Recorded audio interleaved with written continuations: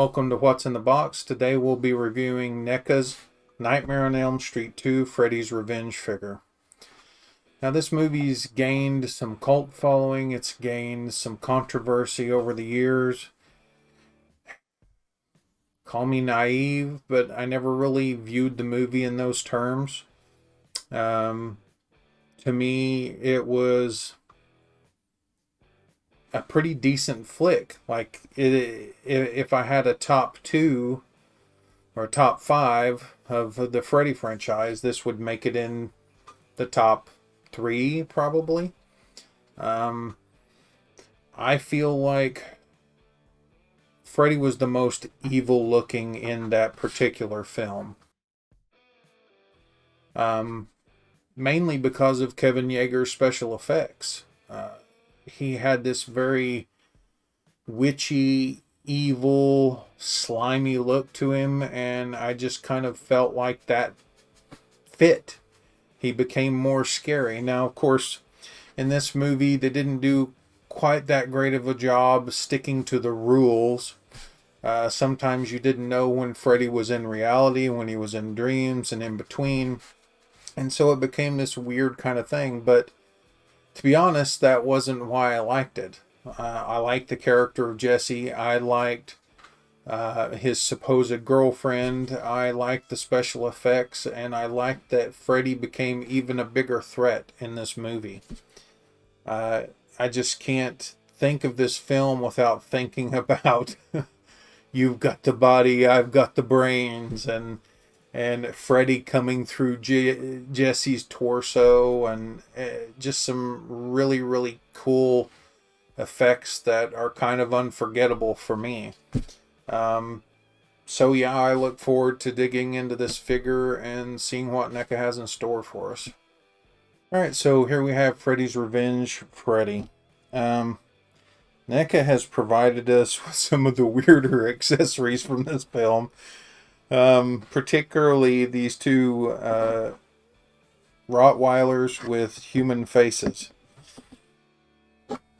This kind of reminds me of an effect that was done in the film The Body Snatchers, Invasion of the Body Snatchers, the 70s remake, where a Doberman or a Rottweiler comes up to camera and it has a latex mask over its face, and it kind of opens its jaws and licks its lips, and it was pretty freaky then, and it's pretty freaky in part 2 of the Freddy franchise. I'm kind of laughing because these are an odd choice. They're cool. I like it. I will display him with these two, but it is really kind of an odd choice to have as accessories. I mean, if it were me, I would have forego these and maybe gave us a Jesse body with Freddy semi sort of exiting his torso. I mean, that would have been worth these to me, but still kind of neat and kind of out there. And I like them for that reason alone. Of course, we do get Freddy's hat as well, and that fits nicely. We get 3 separate heads. Now, the problem I have here is maybe I got a pair that was a mistake, but these are identical heads with the torn brain area and all of that. So I may have to look into that and see if I need to find a different head or pick up one. I'm not sure. We get Freddy's flesh hand with the blades coming out of it, which is a part in the movie, and then we get his standard glove hand as well. And then we get these awesome flames. Now, of course, if you know anything about the pool party scene, I think a barbecue grill goes up in flames back behind Freddy, and I forget the line, but I think he says, "You're all my children now," something like that. But this is a cool little accessory, and I would definitely display him with this. It is magnetized and can go right on Freddy's back like that. So pretty cool. For me, it's maybe a little too close to Freddy. Needs to be a little further back. But yeah, I think that's pretty neat. Um, Now let's go on to the figure itself. Let's remove the hat there. Has the standard NECA articulation for a figure of this size. Pants, boots look good. The boots are browner than usual without a super dark wash, so that's nice. You can see more details there. You can even see the details of the eyelets of the boots. Pants are gray. Doesn't look like too much other than highlights on those. And the sweater is the classic red and green. This is done actually really well. In the last release, or the first release of Freddy, the sweater had mispainted areas, and I don't see that problem on this figure. So I like that. The hands are colored pretty well. Although this skin tone hand doesn't quite match the head, and they might have missed some of the wash that they were planning to do there. There are little things like that with NECA figures. Not always, but sometimes. If you remember on the last Freddy figure, he had a really dark painted hand that didn't match. So this is the opposite side of that. As far as the likeness goes,